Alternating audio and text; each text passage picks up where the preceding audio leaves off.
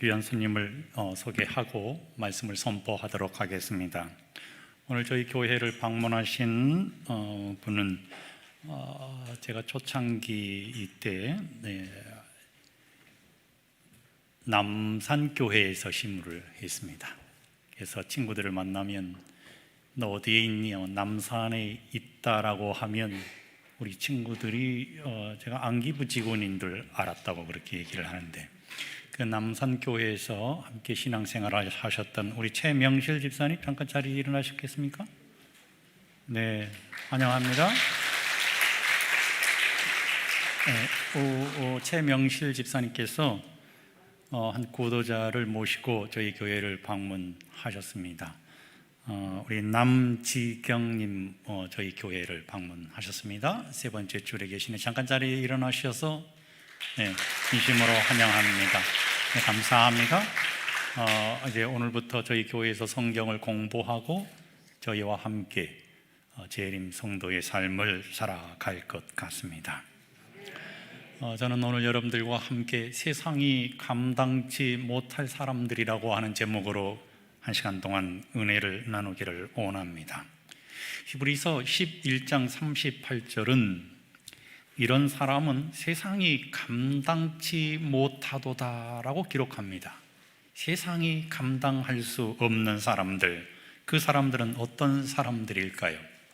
히브리서 11장은 믿음 없는 사람들을 하나님이 찾아오셔서 그들을 만나주시고 그들을 격려하시고 그들을 인도하시고 그들과 동행하면서 그들을 믿음의 사람으로 키워가는 장면들을 기록하고 있습니다. 그들은 우리처럼 부족하고 연약한 사람들이었습니다. 나약한 사람들이었습니다. 그런데 하나님께서 그들과 함께 하심으로 그들에게 믿음이 생기고, 믿음이 생기자 그들은 세상이 감당할 수 없는 사람들로 변화된 것입니다. 신약 성경 속에는 믿음이라고 하는 단어가 무려 600번이나 등장합니다. 그러므로 성도 여러분, 우리가 이 성경에서 믿음이라고 하는 단어를 빼버린다면 말입니다, 이 책은 그냥 일반 책이 되고 말 것입니다. 텅 빈 책이 되고 만다고 하는 것입니다. 그리스도인에게 있어서 믿음을 빼고 살아간다면 그 그리스도인은 죽은 존재나 다름없을 것입니다. 그래서 사도 바울이 히브리서 11장을 기록하면서 말입니다, 구약 성경에 나타나 있는, 그리고 수많은 믿음으로 살아간 노독들의 삶을 기록하기에는 종이가 너무 부족했습니다. 종이가 부족했을 뿐만 아니라 시간도 너무 부족한 것입니다. 그래서 대표적인 사람들을 기록하고 난 다음에는 말입니다, 그들의 믿음의 행적에 따라서 지명상 채우지 못하니까 기록하고 있는 장면을 성경은 우리에게 보여줍니다. 간단하게 이름만 나열한 경우도 있고, 그들의 믿음을 드러내기도 하고, 그리고 그들의 믿음의 특성이 무엇인가를 우리에게 보여주고 있는 것입니다. 그래서 우리는 오늘 히브리서 11장 38절 세상이 감당치 못한 사람들을 두 종류로 사도 바울이 정의했는데, 첫 번째는 정복자들의 믿음입니다. 어떻게 이들이 승리하는 신앙의 삶을 살아갔는지에 대한 믿음을 기록하고, 후반부에는 순교자적인 믿음을 살아간 사람들을 기록하고 있는 것입니다. 믿음은 우리를 정복자가 되게 할 수도 있고, 믿음은 우리를 순교자가 되게 할 수도 있습니다. 그러므로 정복하는 것도 믿음의 승리이고 순교하는 것도 믿음의 승리인 것입니다. 이기는 것도 믿음이고 견디게 하는 것도 믿음이기 때문인 것이죠. 그렇다면 성도 여러분, 세상을 이긴 사람들, 세상이 감당할 수 없었던 사람들은 어떤 사람들이었을까요? 오직 하나님의 은혜로 승리한 믿음의 사람들은 어떤 믿음을 드러낸 사람들이었을까요? 첫 번째로는 이기는 사람들이었다고 하는 것입니다. 히브리서 11장 33절에 나타나 있는 말씀을 보면 세상이 감당치 못한 사람들의 특성은 믿음으로 나라를 이기는 사람들이었습니다. 하나님의 개입하심으로 이 세상을 정복하는 믿음의 삶을 살아낸 사람들의 역사를 사도 바울은 히브리서 11장에 기록하고 있는 것입니다. 믿음으로 나라를 이긴 사람들 몇 사람만 여러분들과 함께 나눈다면, 첫 번째로는 출애굽기 17장에서 모세가 광야에서 말입니다, 아말렉 백성들과 전쟁이 일어나게 되었습니다.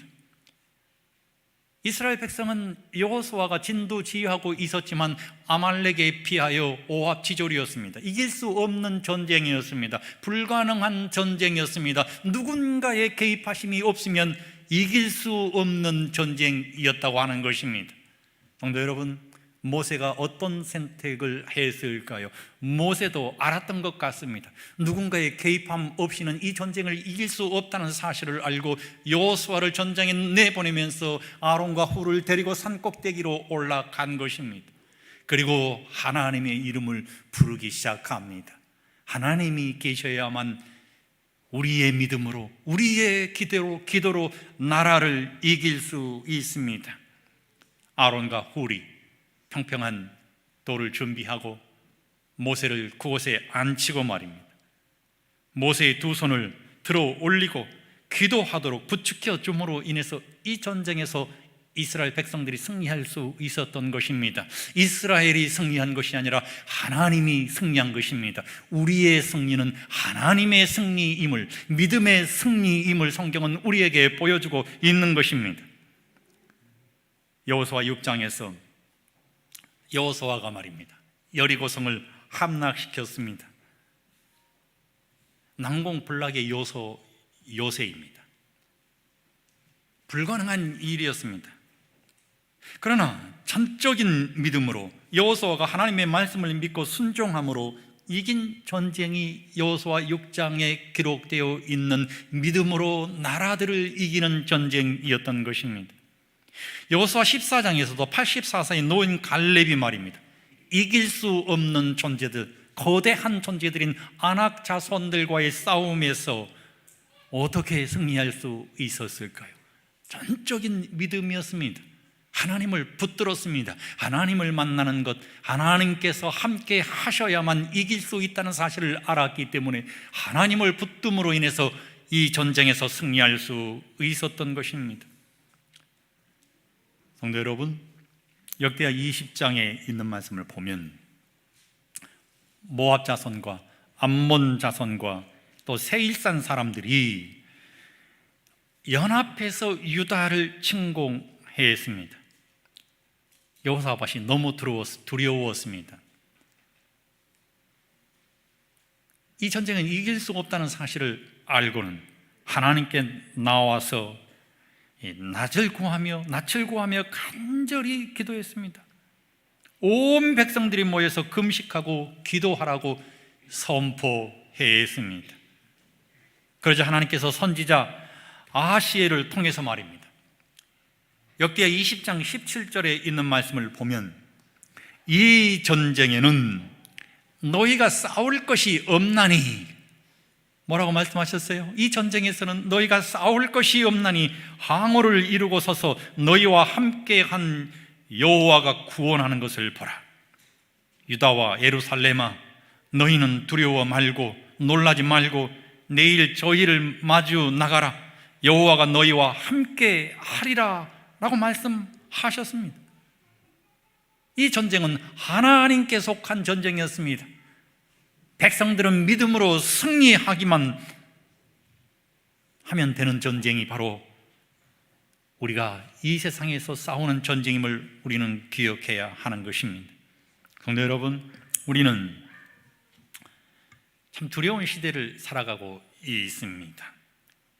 예측할 수 없는 미래를 우리는 살아가는 것이죠. 세상이 주는 불확실성으로 두려움 자체가 두려운 시대를 살아가고 있는 것입니다. 우리는 두려움의 시대를 맞이했습니다. 그런데 우리는 재림성도이지 않겠습니까? 세상이 주는 미래를 예측할 수 없지만 하나님이 펼쳐 놓으신 하나님의 나라를 생각하면 우리는 세상이 감당할 수 없는 사람들이 될 수밖에 없는 것입니다. 불안한 우리의 미래는 부모도, 친구도, 성도도, 나라도 감당해 주지 못하지만 우리의 인생을 책임지시는 하나님을 우리가 만나게 되면 성경에 나타난 믿음의 노덕들이 정복자로서 승리자로서의 삶을 살아냈던 것처럼 우리도 이 세상에서 승리할 수 있음을 우리 모든 성도들이 기억하게 되시기를 소망합니다. 성도는 믿음으로 이기는 사람들입니다. 왜냐하면 예수님이 사단과의 전쟁에서 승리하셨기 때문입니다. 성경은 그들은 믿음으로 나라를 이기기도 하였지만 의의를 행하기도 하였다고 기록하고 있습니다. 사무엘하 8장 15절에 있는 말씀을 보면 다윗이 온 이스라엘을 다스려 모든 백성들에게 공과 의의를 행했다고 그랬습니다. 또 이들은 약속을 받기도 했다고 합니다. 성경에는 셀 수도 없는 수많은 약속들이 기록되어 있습니다. 그 약속을 믿음으로 받아들인 사람들이 얼마나 많이 있었습니까? 그 믿음으로 성취한 사람들도 얼마나 많이 있었습니까? 그런데 성도 여러분, 우리는 기억해야 합니다. 그 약속을 받을 수 있는 방법이 무엇일까요? 우리가 전적으로 하나님을 신뢰하면 그 약속이 내 약속이 될 수 있음을 기억해야 하는 것입니다. 성경은 사자들이 입을 막기도 했다고 합니다. 사자들이 입을 막은 사건, 누구를 말할까요? 다니엘서 6장 22절에 나의 하나님이 이미 그 천사를 보내어 사자들의 입을 보응하셨다라고 성경은 기록하고 있지 않습니까? 나의 하나님인 것입니다.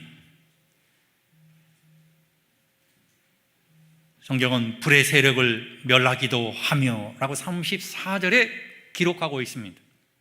다니엘서 3장 25절에 있는 말씀을 보면 왕이 또 말하여 가로되 내가 보니 결박되지 아니한 내 사람이 불 가운데로 다니는데 상하지도 아니하였고 불의 세력을 멸한 것입니다. 그 넷째의 모양은 신들의 아들과 같도다. 그리스도 예수께서 다니엘의 세 친구와 함께 해주심으로 인하여 그들은 믿음으로 승리할 수 있었던 것입니다. 34절에 있는 말씀을 보면 칼날을 피하기도 하였다 그랬습니다. 구약 성경에는 칼날을 피하는 사람들의 이야기가 많이 나옵니다. 그 대표적인 사람이 누구인가 하면 이 다윗과 골리앗의 싸움이죠. 다윗과 골리앗의 싸움, 게임도 안 되는 싸움이었습니다. 다윗은 어떤 사람이었습니까? 다윗은 말입니다, 볶은 곡식과 떡과 그리고 치즈 10덩이를 가지고 전쟁터에 나가 있는 형들을 만나는 평범한 소년이었습니다. 아버지의 신분꾼이었습니다. 그런데 다윗 앞에 거대한 골리앗이 서게 되었습니다. 여러분, 다윗과 골리앗의 싸움에서 이길 수 있는 싸움이었겠습니까? 게임도 안 되는 싸움이었습니다. 질 수밖에 없었던 싸움인 것입니다. 그런데 결과가 완전히 바뀌었습니다. 그 이유가 무엇이었을까요? 하나님의 이름으로 나갔기 때문인 것입니다.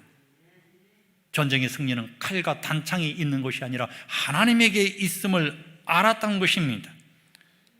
성도 여러분, 실제적으로 과학적으로 말입니다, 이 물매가 말입니다, 돌려가지고 그 물매를 던졌을 때, 소년 다윗이 던졌을 때 말입니다, 약 몇 킬로로 날아갔을까요? 약 260km까지 날아갈 수 있다고 합니다. 260km까지 날아갈 수 있어요. 얼마나 빠른 속도입니까? 거기에 하나님께서 또 속도를 더해 주셨으니 그보다 더 훨씬 더 빨라지지 않았겠습니까? 성경을 보면 사울이 집요하게 다윗의 목숨을 노렸습니다. 그래서 다윗을 쫓았습니다. 그래서 다윗을 향해서 사울 왕이 수도 없이 많은 창을 던졌습니다. 다윗이 그 창을 어떻게 피했을까요?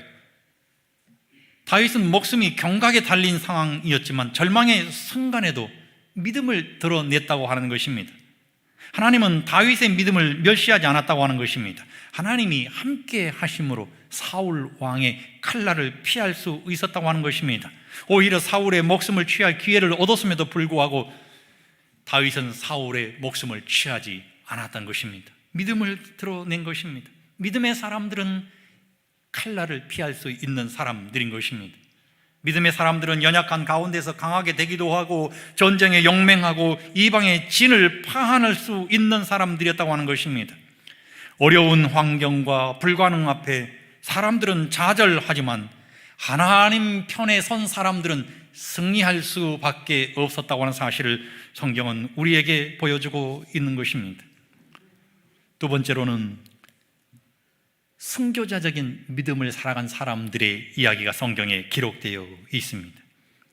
히브리서 11장 35절은 여자들은 자기의 죽은 자를 부활로 받기도 하며 또 어떤 이들은 더 좋은 부활을 얻고자 하여 악형을 받되 구차히 면하지 아니하였으며 라고 기록하고 있습니다. 이것은 구약 성경의 사르밧 과부 또 수넴 여인의 믿음을 드러내는 것 같습니다.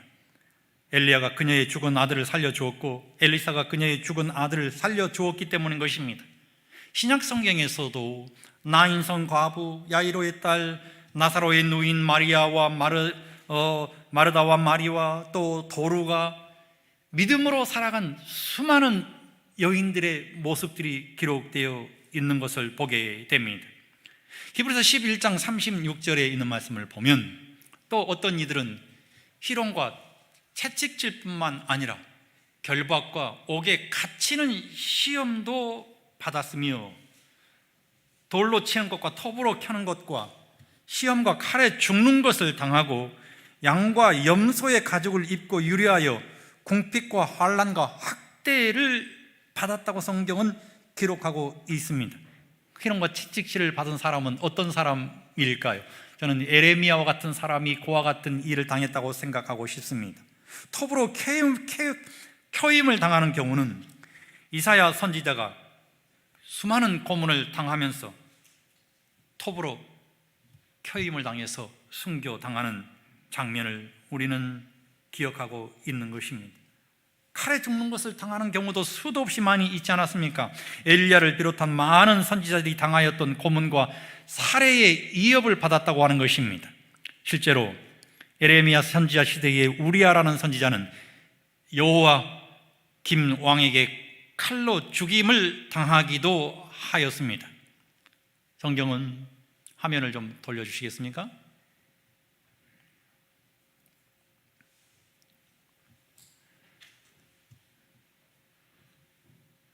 성경은 양과 염소의 가죽을 입고 유리하여 궁핍과 환난과 학대를 받았으며 광야와 산중과 아멸과 토굴에 유리하며 외롭게 신앙생활을 한 성도들의 경우들을 우리에게 또 소개하고 있습니다. 우리는 성지 여행을 하면서 이러한 사람들의 유적지를 얼마나 많이 방문하고 또 얼마나 많이 감동을 받는 경우가 있습니까? 히브리서 11장 38절은 이런 사람은 세상이 감당치 못하도다 라고 기록하고 있습니다. 저희가 광야와 산중과 아멸과 토굴에 유리하였느니라 라고 기록하고 있습니다. 세상이 감당치 못했다고 하는 이 말씀의 의미는 무엇일까요? 세상이 감당치 못했다. 히브리서 11장 38절 세상이 감당치 못했다고 하는 이 말씀은 NIV 영어 성경에서는 세상이 그들에게 아무런 가치가 없었다고 하는 것입니다. 세상이 그들에게 아무런 가치가 없었어요. 믿음의 사람들에게는 핍박과 환난이 문제가 될 수 없었다고 하는 것입니다. 세상의 부와 세상의 가치가 말입니다. 그들에게는 아무것도 아니었다고 하는 것입니다. 오직 하나님께서만, 오직 예수 그리스도께서만 그들의 삶의 만족이었을 뿐만 아니라 그들의 삶의 전부였다고 성경은 기록하고 있는 것입니다. 이런 높은 차원의 삶과 소망을 가졌기에 세상이 이들을 이길 수 없었다고 하는 것이죠. 화면 바꿔주세요. 종교개혁의 대명사인 마르틴 루터는 부친의 엄격한 교육 속에 세상을 부와 명성을 얻어서 성공을 꿈꾸는 법학도였다고 합니다. 오직 세상이 전부였던 사람이었습니다. 아버지의 꿈도 마찬가지였습니다. 루터는 아버지의 바람대로 세상의 명예를 얻기 위해서 법학생이 되었어요. 그런데 어느 날 1505년 7월 2일이었습니다. 마르틴 루터에게 역사적인 회심이 찾아오게 됩니다. 슈토테른하임 이 근처에서 말입니다. 루터가 친구와 함께 가고 있었는데 갑자기 비가 막 내리기 시작하고 천둥 번개가 치기 시작했습니다.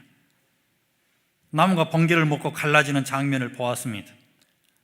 하늘을 쪼개버릴 듯한 천둥 소리, 내성 소리에 루터와 친구는 심한 두려움 속에 사로잡혀 있었습니다.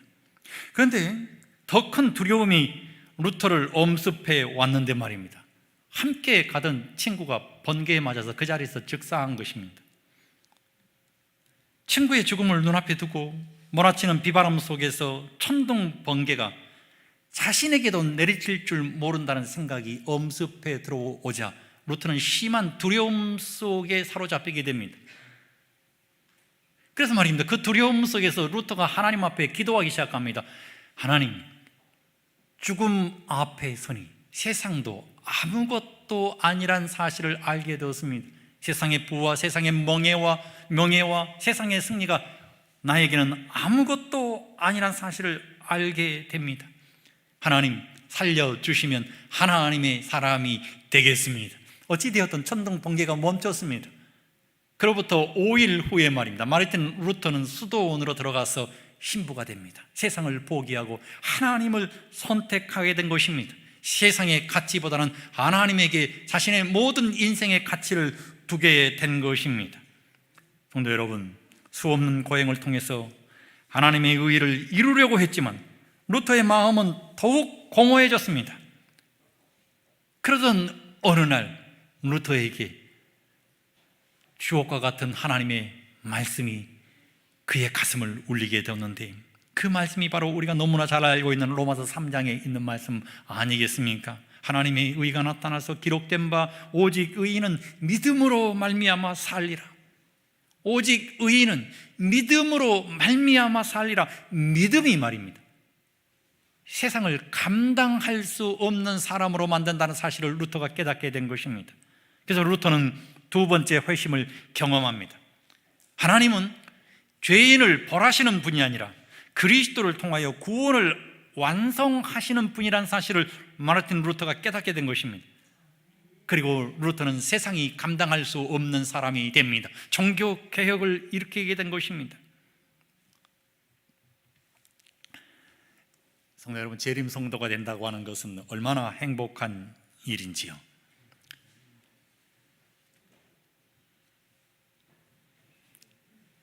제가 한 번은 우리 집사람하고 필리핀 이 엘리도라고 하는 도시로 여행을 갔습니다. 단 둘만 있기 위해서 갔습니다. 그런데 저녁 때쯤 돼가지고 저희가 한 맛있는 피자집을 방문했는데 거기에 전에 섬기던 교회의 한 여집사님이 와 계신 것입니다. 얼마나 놀랐는지 모릅니다. 한국 사람들이 잘 안 가는 도시이거든요. 우리 집사님을 만나서 함께 여행하니까 당황스럽기도 했지만 참 행복하기도 했고 감사가 넘치기도 했습니다. 얼마나 반가웠는지 모릅니다. 이번에도 저희가 휴가를 내고 제주도를 우리 집사람하고 갔습니다. 제주도 간 이유가 창조 세계 지도자로서 제주도의 이 돌 지지를 소개해 줘야만 지도자가 될 수 있었기 때문에 아주 제주도를 가게 되었어요. 제주도는 368개의 오름이 있습니다. 368개의 오름, 낮은 산이죠. 근데 그 중에서 가장 쉽게 오를 수 있는 오름이 군산 오름이라고 그래요. 군산 오르면 그냥 차를 타고 거의 정상 부근까지 가가지고 걸어서 몇 발자국만 뛰면 이제 오름의 정상에 오를 수가 있는데 정말 아름다운 오름입니다. 오름의 여왕은 따라비 여왕이에요. 따라비 여왕, 따라비 오름인데, 이 따라비 오름은 오름의 여왕이라고 하는 별명이 있습니다. 4개의 분화구가 있고 그 다음에 갈대밭이 펼쳐져 있는데 너무너무 아름답습니다. 따라비 오름 주차장에 차를 주차하고 우리 집사람 손을 잡고 이제 걸어가기 시작했는데 앞에 한 무리의 사람들이 내려오다가 한 지점에 모여서 서로 대화를 나누기 시작하는 모습을 보았어요. 굉장히 아름다워 보였습니다. 그분들이 이제 자신들의 일을 마치고 걸어오기 시작했는데 한 여성분이 말입니다, 갑자기 걸어오다가 춤을 추기 시작했어요. 춤을 추면서 걸어오는 모습을 보니까 정말 흥이 많은 여자구나 이렇게 생각을 했습니다. 그런데 걸어오면서 춤 사이가 점점 거칠어졌습니다. 그래서 제가 속으로 미친 여자구나 이렇게 생각을 했습니다. 그런데 그 춤추는 여자분이 말이에요, 황급히 더 춤을 추면서 빨리 더 걸어오더니 저한테 와가지고 손을 이렇게 쏙 내미는 거예요. 제가 깜짝 놀래가지고 쳐다보니까 선글라스를 끼고 모자를 또 쓰고 말입니다, 아름다운 등산복을 입은 한 여성분이었는데 그 여성분이 누군가 하면 신매자 집사님 올시다. 세상에 얼마나 반갑던지요. 재림 성도로 살아가는 기쁨이 너무나 큰 것입니다. 1860년 9월에 이 배틀크릭에 당시 재림교회 지도자들이 모였습니다. 그리고 하나님 앞에 정말 심도 깊은 기도를 드렸습니다. 그리고 장시간의 토론을 했습니다. 도대체 우리가 모인 이 집단의 이름을 무엇으로 할 것이냐? 기도하고 토론하고 또 기도하고 토론한 끝에 태어난 교회가 제7일 안식일 예수 재림 교회입니다. 그날이 10월 1일이었습니다. 1860년 9월에 모인 사람들이 10월이 되기까지 말입니다, 의논하고 기도하고 장고한 끝에 드디어 제7일 안식일 예수 재림 교회라고 하는 이름을 갖게 된 것입니다. 성도 여러분, 엘렌 화이트는 당시 회의에 참석하지 않았지만 교회정은 1권 223쪽에 이런 글을 남겼습니다. 제7일 안식일 예수 재림교회라고 하는 명칭은 우리의 믿음의 특성을 눈에 띄게 나타내주고 의아한 마음을 가진 사람들에게 확신을 줄 것이다. 주님의 전통에서 나간 화살처럼 그것은 하나님의 율법을 범한 자들에게 상처를 주고 하나님께 회개하고 우리 주 예수 그리스도를 믿는 믿음을 갖게 해줄 것이다 라고 기록했습니다. 제7일 안식일 예수 재림교회라고 하는 이 명칭이 말입니다, 우리 주 예수 그리스도를 믿게 하는 믿음을 갖게 해주는 놀라운 이름이라고 하는 것이죠. 이 이름을 채택할 당시에 제7일 안식일 예수 재림교회 성도는 2,500명에 지나지 않았습니다. 지금은 재림교회 역사상 2천만 명이 넘는 성도들이 매 안식일 모여서 하나님 앞에 예배를 드리고 있는 놀라운 일이 있는 것입니다. 우리가 다 아는 것처럼 제7일 안식일 예수 재림교회라고 하는 이름에는 성경의 2가지 이름을 중요한 진리를 담고 있습니다. 하나는 제7일 안식일이고 또 하나는 예수 재림입니다. 제7일 안식일은 창조주 하나님과 하나님께서 창조의 기념일로 제정하신 안식일을 분명하게 드러내는 이름 아니겠습니까? 예수 재림은 다시 오시는 예수 그리스도를 증거합니다. 그러므로 우리 교회의 이름은 창조주 하나님이시며 다시 오시는 예수 그리스도를 설명하고 있는 것입니다. 우리가 어떤 신앙의 사람이 되어야 할까요? 세상이 감당할 수 없는 믿음을 드러내는 사람이 되어야 하는 것입니다. 그 이름에 부끄럽지 않는 신앙인이 되어야 하는 것입니다. 이런 값을 할 수 있는 신앙인이 되어야 하는 것입니다. 내가 어디에 있든지 재림교인을 만나면 행복하고 감사하고 기쁨으로 가득하고 말입니다.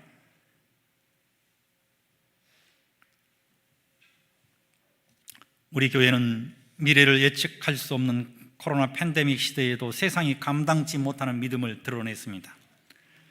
정부의 방역 지침을 지키면서 지금까지 대면 예배를 드려왔기 때문입니다. 우리 교회의 모든 프로그램들이 다 하나님 앞에서 또 정부의 방역 지침을 잘 지키면서 다 믿음으로 이루었습니다. 그래서 동정한 앞에 있는 여러 목회 동역자들이 또 성도들이 우리 교회를 향해서 살아있는 교회라고 말합니다. 초대교회의 야성을 간직하고 있다고 말합니다. 세상이 감당할 수 없는 믿음의 사람들이 우리 토평교회 성도들인 것입니다. 우리 교회는 정말 많은 초신자가 있습니다. 새신자들도 많이 있습니다. 이제 위드 코로나 시대가 되었습니다. 우리는 이분들도 우리처럼 세상이 감당할 수 없는 하늘 사람으로 성장할 수 있도록 우리 모두가 힘을 다하여 도와야 할 것입니다. 성도 여러분, 이제 우리는 하늘 본향에 거의 다다랐습니다. 그러므로 오늘 우리는 영적인 눈을 떠서 보면 예수님이 곧 오실 것이라고 하는 마음의 확신이 선 사람으로서 신앙의 삶을 살아가야 합니다. 우리 안에는 예수님의 십자가의 피가 흐르고 있지 않습니까? 세상이 감당할 수 없는 피인 것입니다. 그래서 사도 바울은 그의 삶이 오직 예수였습니다. 예수 그리스도와 예수님의 십자가에 못 박히신 것 외에는 아무것도 알지 않기로 결심한 것입니다. 그래서 사도 바울은 자기 몸을 버리신 하나님의 아들을 믿는 믿음 안에서 사는 것이라고 갈라디아서 2장 20절에 분명하게 말씀하고 있는 것입니다. 성도 여러분, 우리는 기억해야 합니다. 그리스도 예수를 믿는 믿음으로 살아가는 사람들에게 어떤 은혜를 주님께서 주시겠다는 약속을 성경에서 하고 있는지 말입니다. 요한복음 16장 33절에 있는 말씀을 보면 이것을 너희에게 이름은 너희로 내 안에서 평안을 누리게 하려 함이라. 세상에서는 너희가 환난을 당하나 담대하라. 내가 세상을 이기었노라 라고 기록하고 있습니다. 마태복음 28장 20절에도 내가 너희에게 분부한 모든 것을 가르쳐 지키게 하라. 볼지어다 내가 세상 끝날까지 너희와 항상 함께 있으리라. 마가복음 9장 23절에 믿는 자에게는 능치 못할 일이 없느니라. 빌립보서 4장 13절 내게 능력 주시는 자 안에서 내가 모든 것을 할 수 있느니라. 요한일서 5장 4절은 무릇 하나님께로부터 난 자마다 세상을 이기느니라. 세상을 이기는 승리는 이것이니 우리의 믿음이니라. 예수께서 하나님의 아들이심을 믿는 자가 아니면 세상을 이기는 자가 누구냐. 성도 여러분, 환경이 우리를 어떻게 엄습해 온다 할지라도, 내가 현재 어떤 위치에 있다 할지라도 하나님을 만나면 우리는 세상이 감당할 수 없는 믿음을 드러내는 사람들이 된다는 사실을 기억하게 되시기를 소망한 것입니다. 이름 없는 사람들, 성경에 그저 그들의 행적으로만 기록된 사람들에게 하나님께서는 어떤 은혜를 주신다고 성경은 약속하고 있습니까? 히브리서 11장 39절에 이 사람들은 다 믿음으로 말미암아 증거를 받았으나, 증거를 하나님께서 보여준 것입니다. 히브리서 11장 40절에 이는 하나님이 우리를 위하여 더 좋은 것을 예비하셨은즉 우리가 아니면 그들로 온전함을 이루지 못하게 하려 하심이니라. 우리를 위하여 더 좋은 것을 예비하셨다고 성경은 기록하고 있습니다. 히브리서 11장에 나타나 있는 이 말씀을 우리 모든 성도들이 기억하시고 주님께서 이 땅에 다시 오시는 재림의 그날 아침에 우리를 위하여 더 좋은 것을 예비하신 하늘을 소유하게 되시기를 주님의 이름으로 간절히 축원드립니다.